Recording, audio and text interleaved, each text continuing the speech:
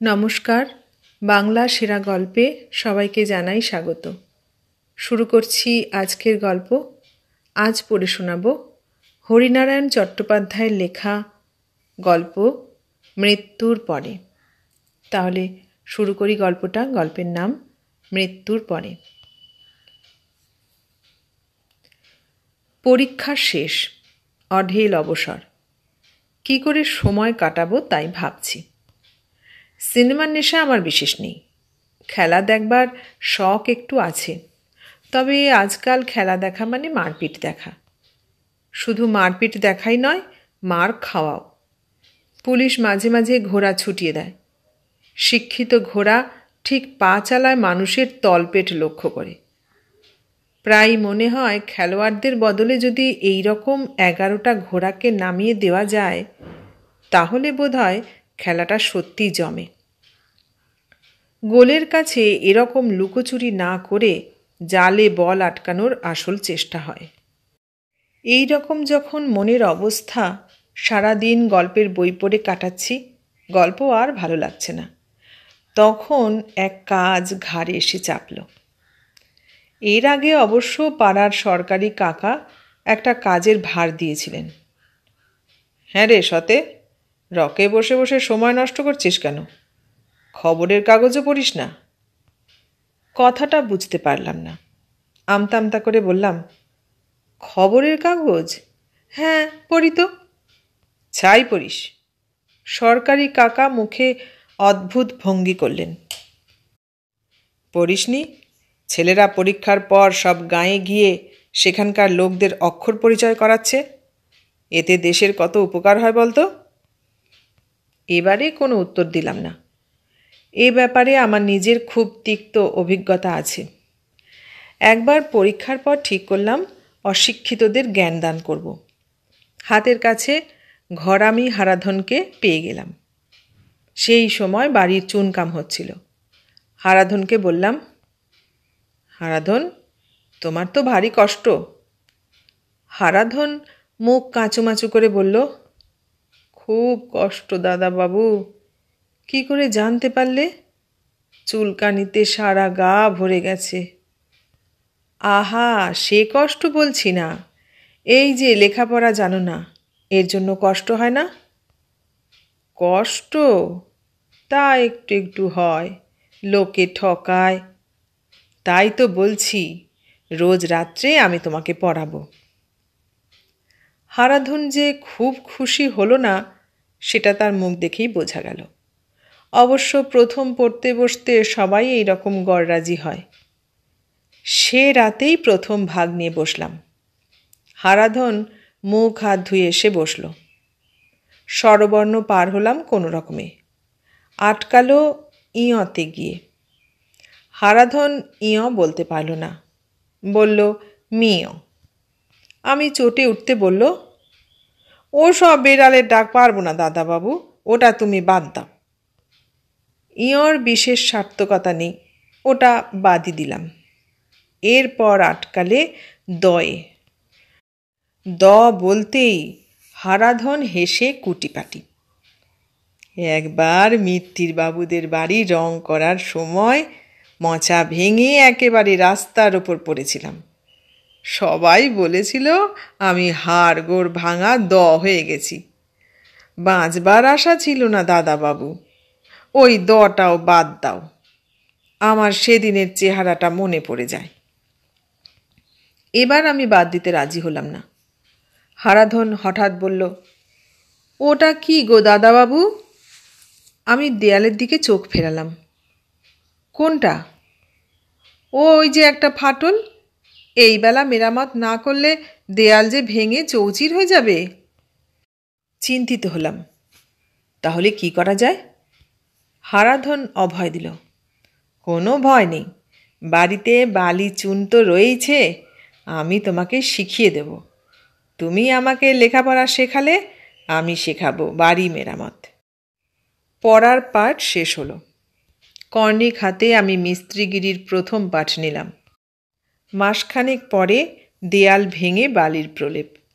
রাতে ঠিক থাকে, সকাল হলেই চুল সরু ফাটল দেখা যায়।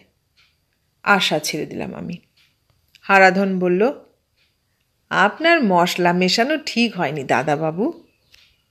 সেই থেকে শিক্ষাদানের ব্যাপারে আমি রীতিমতো শঙ্কিত। জানিস বিদেশে ছেলেরা কিভাবে ছুটি কাটায়? সরকারি কাকার কথায় বর্তমানে ফিরে আসি। ব্যাপারটা জানা ছিল না, তাই সরকারি কাকার কথায় মাথা নাড়লাম। নাক দিয়ে সরকারি কাকা ঘোড়ার মতন একটা শব্দ করে বললেন, ভালো খবর জানবি কি করে? কোথায় কি সিনেমা হচ্ছে কণ্ঠস্থ। শোন বলি। সরকারি কাকা একেবারে পাশে বসে পড়লেন। তারপর শুরু করলেন, বড়দিনের সময় ছেলেমেয়েরা সব পোস্ট অফিসে ঢুকে পড়ে। এই সময় রাশি রাশি উপহারের পার্সেল যাওয়া আসা করে। বড়দিনের উপহার, কাজও খুব বেড়ে যায়। সরকারি কাকার আরও অমৃত উপদেশ বিতরণ করার ইচ্ছা হয়তো ছিল, কিন্তু পারলেন না। পাড়ার রামদুলাল ঘোষালকে দেখতে পেলেন। ভদ্রলোক বাজার থেকে ফিরছিলেন। সরকারি কাকা রোয়াক থেকে ঝাঁপিয়ে রাস্তায় পড়লেন। এই যে রামদা, নস্যি হবে অ্যাক্টিভ। সরকারি কাকার হাত থেকে পরিত্রাণ পেলাম, কিন্তু চিন্তা থেকে নিষ্কৃতি নয়। সত্যিই তো, এই দীর্ঘ সময় কাটাই কি করে? আশ্চর্যভাবে কাজ জুটে গেল। পাশের বাড়ির রেবতী মেসমশাই এসে দাঁড়ালেন। অমায়িক ভদ্রলোক, মানুষের দায়ে বিপদে বুক দিয়ে এসে পড়েন। যেমন ভদ্রলোক তেমন তার স্ত্রী, ছেলে মেয়ে নেই। বসে বসে পত্রিকার পাতা উল্টাচ্ছিলাম। বাবা আর মা দুজনেই ছিলেন। বাবার হাতে চায়ের কাপ, মার হাতে সেলাই। রেবতীবাবু ঢুকলেন টেলিগ্রাম হাতে করে। বাবা বললেন, কি ব্যাপার? রেবতীবাবু ভগ্নকণ্ঠে উত্তর দিলেন, বড় বিপদে পড়েছি। কি হলো? দেশে আমার ভাই থাকে জানেন তো, সেই ভাইয়ের খুব অসুখ, খবর এসেছে। তাই নাকি? এর আগের চিঠিতে অসুখের সব বিবরণ ছিল। আমি এখানকার এক বড় ডাক্তারের সঙ্গে আলোচনা করে ওষুধপত্র কিনেছি। ভেবেছিলাম নিজেই নিয়ে যাব, কিন্তু কাল থেকে বাতের ব্যথাটা দারুণ বেড়েছে। চলাফেরাই করতে পারছি না। লক্ষ্য করলাম রেবতীবাবুর হাতে মোটা লাঠি। কথাবার্তার ফাঁকে ফাঁকে মুখটা বিকৃত করেছেন। আমরা আশেপাশের সবাই জানতাম মাঝে মাঝে রেবতীবাবু বাতে একেবারে পঙ্গু হয়ে যান। তার অসহ্য কাতরানি আমরা বাড়ি থেকেই শুনতে পাই। কি করি বুঝতে পারছি না। হঠাৎ বাবার নজর আমার দিকে পড়ল। বললেন, এক কাজ করলে হয়। কি? সতু তো বসে আছে, সে যেতে পারে। রেবতীবাবু কৃতার্থ হয়ে গেলেন। তাহলে তো কথাই নেই, সতু পারবে তো যেতে। অচেনা জায়গা। আত্মসম্মানে লাগলো। বললাম, এ আর শক্ত কাজ কি? তাহলে আর দেরি করো না, কাল সকালেই রওনা হয়ে পড়ো। আমার সঙ্গে এসো, আমি সব বুঝিয়ে দিচ্ছি। কথা শেষ করেই রেবতীবাবু লাঠিতে ভর দিয়ে উঠে দাঁড়ালেন, সঙ্গে সঙ্গে আমিও। আমরা একতলায় থাকি, কাজেই সিঁড়ি ভাঙার হাঙ্গামা নেই। কিন্তু এটুকু পথ চলতে রেবতীবাবু যেরকম সময় নিলেন, তাতেই বুঝতে পারলাম বাতটা রীতিমতো বেড়েছে। বাড়িতে এসে রেবতীবাবু বললেন, কাল বেলা 10:15 গাড়ি, হাওড়া স্টেশন, 2 নম্বর প্ল্যাটফর্ম, 3rd ক্লাসে ভাড়া 9 টাকা 20 পয়সা। ট্রেন মজিদপুর পৌঁছাবে সন্ধ্যা 6টায়। স্টেশনে গাদা গাদা সাইকেল রিক্সা। রিক্সায় বড় জোর মিনিট 25 কি আধ ঘন্টা। ভাড়া নেবে 1 টাকা। এই নাও টাকা। 50 টাকা দিলাম। বিদেশ বিভুঁইয়ে সঙ্গে বাড়তি টাকা থাকা ভালো। আর ওই ওষুধের ব্যাগ। রেবতীবাবু চামড়ার ছোট একটা সুটকেস এগিয়ে দিলেন। তারপর জিজ্ঞাসা করলেন, অসুবিধা হবে? হেসে বললাম, আপনি যেমন চমৎকারভাবে বুঝিয়ে দিলেন, তাতে মোটেই অসুবিধা হবার কথা নয়। আমার ভাইয়ের নাম অদিতি ভট্টাচার্য। গাঁয়ের স্কুলের হেডমাস্টার, সবাই এক ডাকে চেনে। তুমি রিকশাওয়ালাকে হেডমাস্টারের বাড়ি যাব বললেই হবে। পরের দিন 9টা বাজতেই ট্যাক্সি এসে হাজির। রেবতীবাবু সে ব্যবস্থাও করে রেখেছেন। আমি ট্যাক্সিতে উঠতে রেবতীবাবু লাঠিতে ভর দিয়ে পাশে দাঁড়ালেন। আমি অনুযোগের সুরে বললাম, আপনি আবার কষ্ট করে এলেন কেন? কষ্ট আর কি, তাছাড়া তুমি আমার জন্য এতটা করছো, আমি এটুকু করব না? তুমি বৌমাকে বলো, শরীরের এই অবস্থার জন্য আমার যাওয়া সম্ভব হলো না, কিছু যেন মনে না করে। সুটকেসের মধ্যে একটা কাগজে ওষুধ সেবনের সব বিধি লেখা আছে, কখন কোন ইঞ্জেকশন দিতে হবে তাও।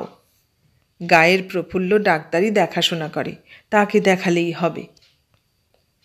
যতক্ষণ ট্যাক্সি দেখা গেল, পিছন ফিরে দেখলাম রেবতীবাবু লাঠি হাতে চুপচাপ দাঁড়িয়ে আছেন। ট্যাক্সি যখন হাওড়ায় পৌঁছলো তখন 9:30। ট্রেন ছাড়তে তখনও অনেক দেরি। টিকিট কেটে উঠে পড়লাম। বিশেষ ভিড় নেই, অন্তত তখনও পর্যন্ত হয়নি। বেশিরভাগই চাষাভুষো লোক, সঙ্গে বিরাট বস্তা। একেবারে কোণের দিকে জানালার পাশে বসলাম। মালপত্র বলতে আমার কিছুই নেই, ওষুধের সুটকেস আর কাঁধের পোঁটলায় কাপড় চোপড়। বিছানা আনিনি, রেবতীবাবু বারণ করে দিয়েছিলেন। কোনো দরকার নেই, একজনের শোবার ব্যবস্থা ঠিক হয়ে যাবে। বসে বসে ভাবতে লাগলাম, এর আগে কোনো দিন গ্রামে যাইনি। আমার আত্মীয় স্বজন সবাই শহরের লোক। গ্রাম সম্বন্ধে আমার একটা মোহ ছিল বইকি। পদ্ম ফুল ফোটা পুকুর, ঝোপঝাড়ে জোনাকির মেলা, ধান ক্ষেত, পাখির কাকলি। কিন্তু মজিদপুরে হয়তো এসব দেখার অবকাশ হবে না। অসুখের বাড়ি, গৃহস্বামীর কঠিন অসুখ, এমন অবস্থায় গ্রামে বেড়ানো সম্ভব নয়।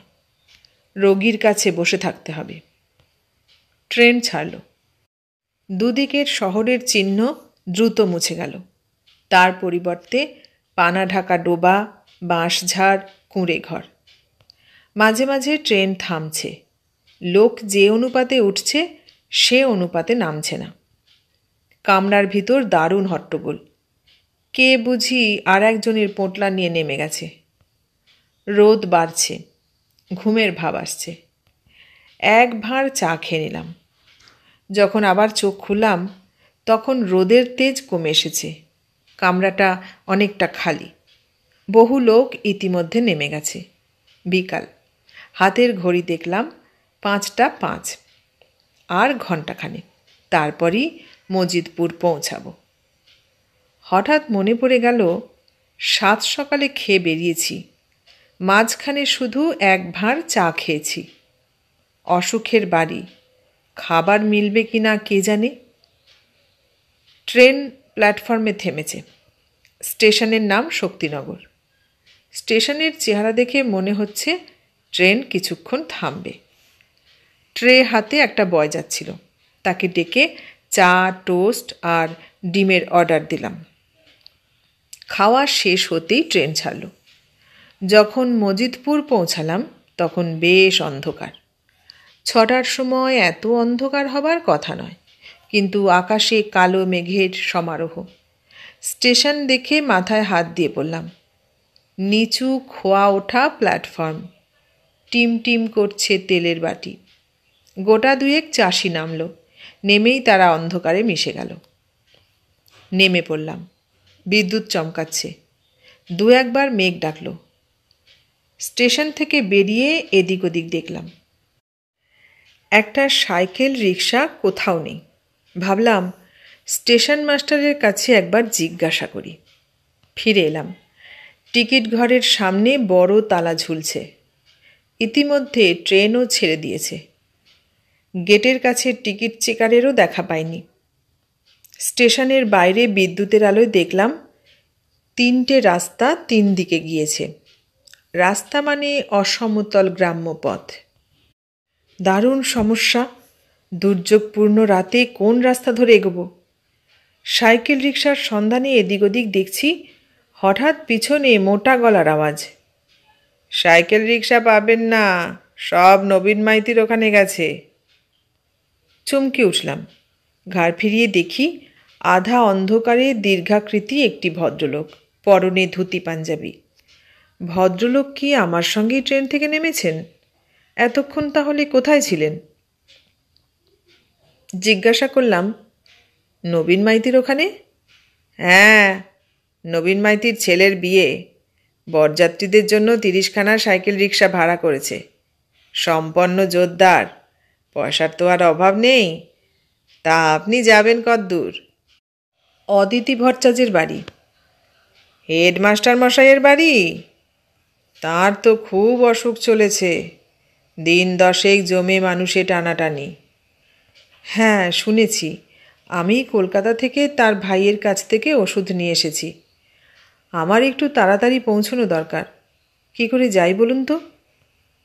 পায়ে হাঁটা ছাড়া তো উপায় নেই। গরুর গাড়িও আজকাল পাওয়া যায় না। কতটা পথ হবে? তা মাইল 3। আমিও ওদিকে যাব। যাবেন তো চলুন, রওনা হওয়া যাক। দেরি করে লাভ কি? আকাশের অবস্থা ভালো না। অগত্যা আমি মাল কোঁচা মেরে নিলাম। কাঁধে ব্যাগ, হাতে ওষুধের বাক্স। এত সরু রাস্তা, পাশাপাশি দুজনের যাবার উপায় নেই। ভদ্রলোক আগে, আমি পিছনে। বিদ্যুতের আলোয় পথ চলা।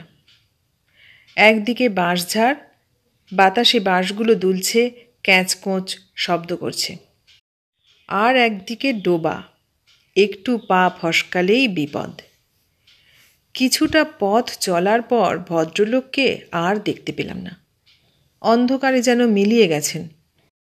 ভয় হলো। আতঙ্ক মেশানো কণ্ঠে বললাম, কই, কোথায় আপনি? পিছন থেকে শব্দ হলো, এই যে পিছনে। আশ্চর্য, ভদ্রলোক সামনে থেকে পিছনে গেলেন কি করে? এই সংকীর্ণ রাস্তায় পাশ কাটিয়ে তো যাওয়া সম্ভব নয়। কৈফিয়ত স্বরূপই ভদ্রলোক বললেন, গাছের আড়ালে বিড়ি ধরাবার চেষ্টা করছি, হাওয়ার জন্য কিছুতেই পারছি নে। দাঁড়িয়ে পড়ে পিছন দিকে দেখলাম, একটা গাছের আড়ালে ভদ্রলোক হাত ঢাকা দিয়ে দেশলাই চালাবার চেষ্টা করছেন।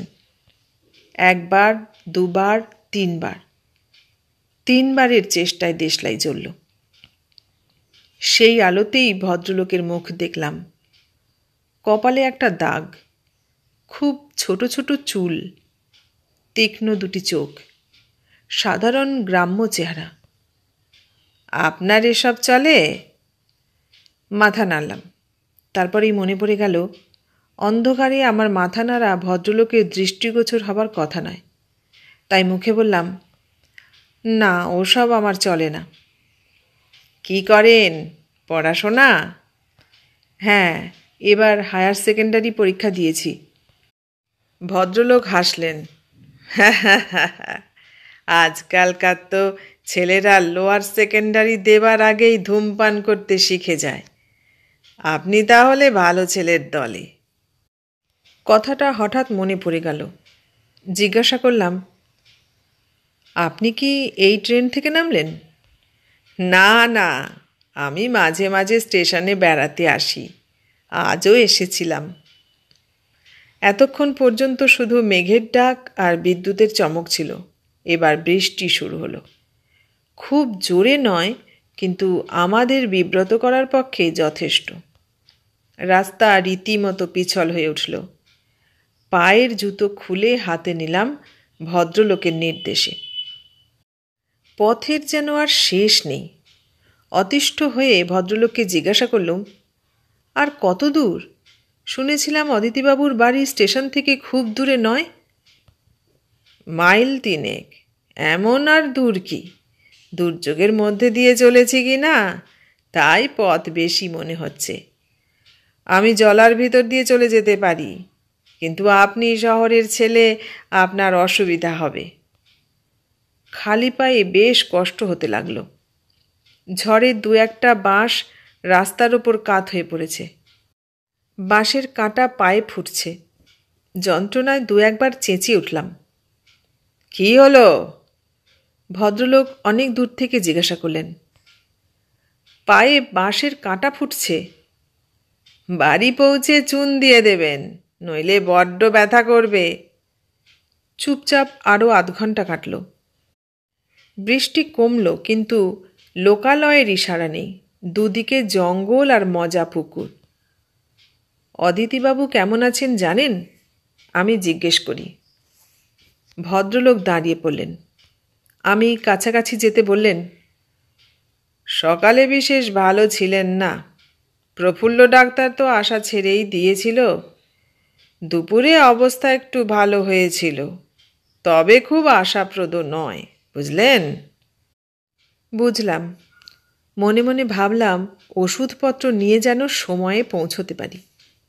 আরও দ্রুত চলতে লাগলাম। কিন্তু বাধা। বিরাট একটা পাকুর গাছ পথ রোধ করে পড়ে রয়েছে। পার হয়ে যাওয়াই দুষ্কর। বললাম, সর্বনাশ, কি হবে? ভদ্রলোক দাঁড়িয়ে পড়েছিলেন। নিচু হয়ে দেখে বললেন, ডালপালা সরাতে হবে, এছাড়া উপায় নেই। অন্ধকারে ডালপালা সমেত এই গাছ সরানো সোজা কথা? আপনি একটু সরে যান তো।